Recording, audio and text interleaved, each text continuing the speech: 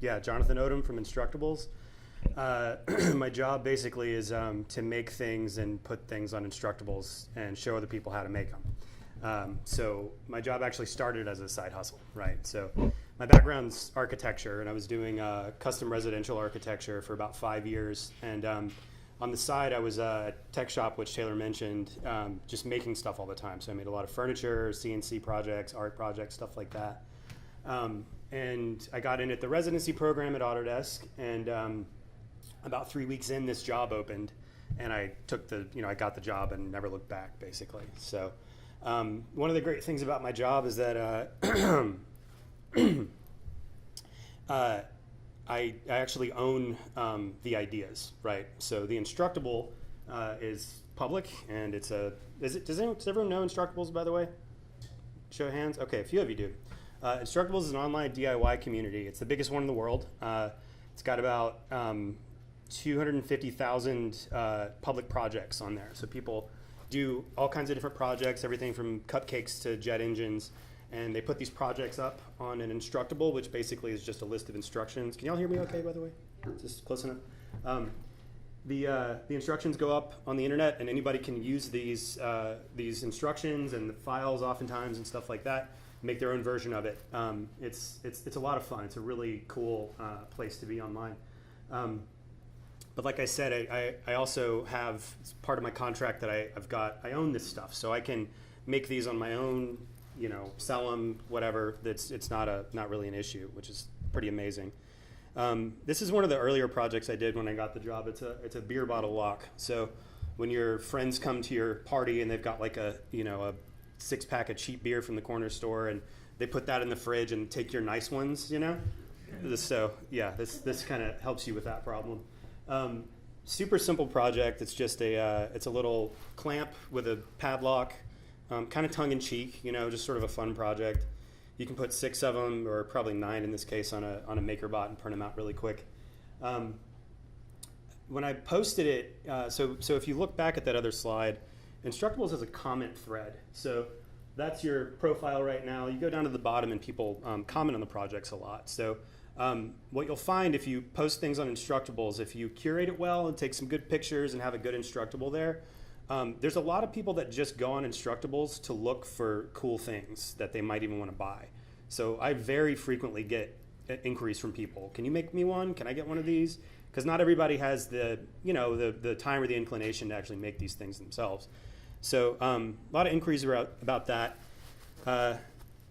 What would you guess somebody would pay for a 6-pack of these? The average person, what would you pay? All locks in this head. Yeah. $10. $10, right? 20 max. 20? 20 max? Yeah. So 20 that's as high as anybody would go, right? So how much does this cost to make? Right? $1, So that's already, like, the markup is huge right there. Of course, you got to think about time. You got to get a ton of locks from Alibaba because it's the cheapest way to get them, right? Get a pile of those things and all that. So at the end of the day, I felt like it wasn't really worth my time. Despite the high markup like that, the amount of effort it would take for me to get this out there to enough people that actually want them, I sort of put it aside. But a weird thing that happened was another guy somehow found this on the internet. I don't even think he was on Instructables. He was an owner of a bunch of different nightclubs in England. And they were trying to pass a law that you couldn't have glass in bars anymore in England. Anybody want to guess why? Right? So this was apparently a pretty serious problem. So the guy contacted me and said, okay, can you make one of those bottle lock things, but make it so that you can still pour out of the top, and it needs to be locked to a chain that'll be locked to the table. So I think I can get around the law if I have this lock that goes on there and it's chained to the table, so then the guy can't pick it up and hit somebody with it. Because at these high-end nightclubs, you have to be, it's like a big presentation to put the bottle of Cristal or whatever it is you buy up there. So I got a provisional patent for this one, which is really cheap, by the way. It costs I think it costs $40 to get a provisional patent, something like that. This is the patent application. I do everything in Fusion 360. One of the great things about Fusion is you can get these really solid technical drawings out of it by just pushing a button. You know, you orient the shape however you want, and drawings come out. It's great. And this ended up falling through because the law didn't pass. So this is just in a drawer somewhere now. So this one is an iris lamp, right? So it's a mechanical iris, and all laser cut plywood. It's got a little LED ring on the inside, and there's a rocker switch that turns it on and on when you on and off when you turn the thing. So this is it in action. And this one, somebody found it online. It was on. Another thing I do is every time I post a project, I'll put it in a few different places and link to it. So Not Caught is a good one. Not Caught is basically just this grid of pictures, and there's a little blurb about it. You maybe get, I don't know, 80 characters or something like that. Very brief, and you click on it and it just links somewhere else. But it's a really beautiful site to look at, and it's really well curated. So they have community managers that make sure all the things that come on it are just like good design projects. NOTCOT, if you're not familiar. So I put almost everything on Not Caught because I can usually get a pretty good picture, put it in the little square. Somebody saw it on Not Caught, clicked on that, went back to Instructables, signed up on Instructables, then made a comment, let me buy one. So I just ended up selling this one to her. What would you pay for this? 50? Yeah, so she paid 300.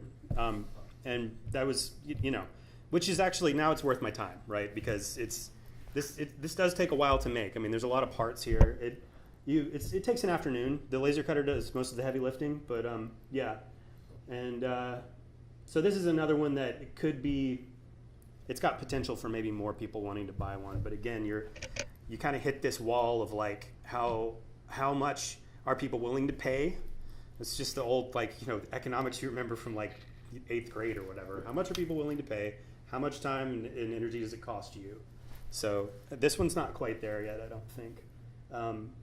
But a potential project, something that might, if I simplified the way it was put together, could probably make it worthwhile. This one's in the back of the room over there. So this is a split flap display. This is a little closer to the art projects I tend to do. I'm really interested in this intersection between the human experience of technology and the process of making the thing becoming a really big part of that experience, right? So exposed gears, everything's exposed. You can see how the thing works as much as possible. And this one, so it's got letters on it because it's like we're always talking through text and LOL and BRB and stuff like that. So it's kind of a joke about that. It's this really complex mechanical thing that's got all these weird features and and you're seeing all these gears move and stuff, but it's doing something that these our cell phones can do instantly, and you're completely disconnected from the way that thing works. So that's kind of the art spiel around it, but a lot of people were interested in it, getting it as a kit or buying them individually because it's also got this this kind of stop motion effect, right? Because the flaps move. So I put a cat video on the end, right? Because you have to, if you're going to be communicating nowadays, you got to have a cat video. Incidentally, that's Edward Muybridge. He was the guy that kind of invented the moving picture. So that's the first cat video. So then, what would you pay for a kit, for example, of one of these? Nobody wants one. 500? I feel like the Price is Right or something up here. Like you're like bidding on my work. Yeah, it's $500. Like that's kind of a lot actually. This is the conversation there.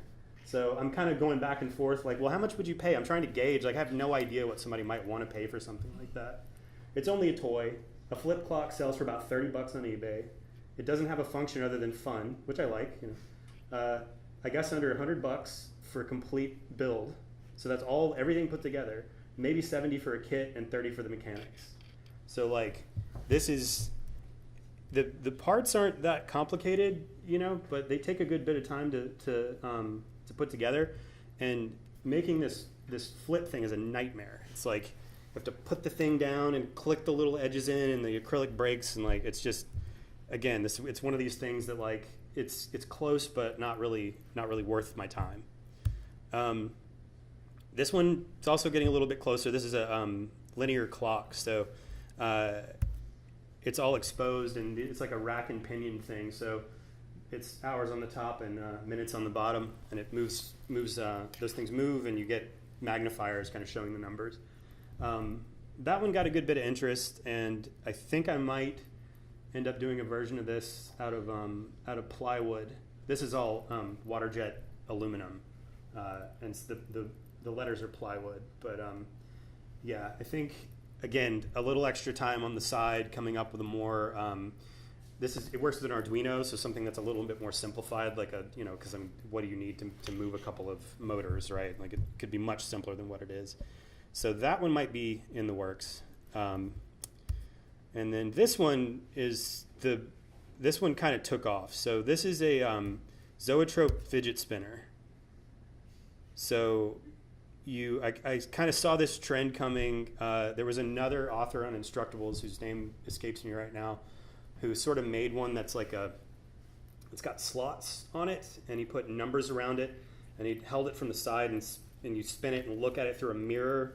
So the concept was there, but it doesn't really like it's kind of too many steps for somebody to really want to do it. So it kind of hit me, oh yeah, of course, like it's already spinning, you can make animation out of it. So I made it into a zoetrope. So it's that cat video again. It's got slots around the side and two bearings, and you just spin it and you can see the animation on the inside.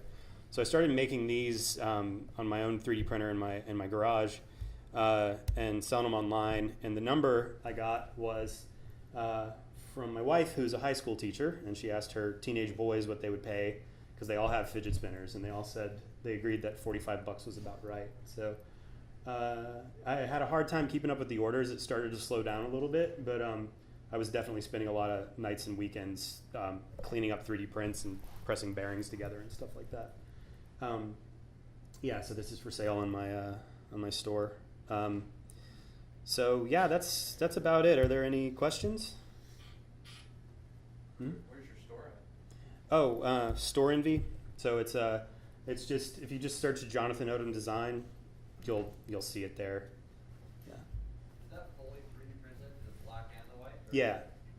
Yeah, it's actually this really nice stuff. I would have one, but I had to sell them all, and I don't have one printed right now. But it's actually, the stuff's really beautiful. It's I got it from Type A Machines. They're over in Oakland, and it's this matte finish PLA. So the regular PLA you get off of a typical 3D printer is it's glossy. So the layers really show up. Like you get a lot of it makes it really obvious that this is a kind of a cheap 3D printed plastic part. But this stuff you really don't see it, and it's because it's a matte finish. It comes out as a matte finish.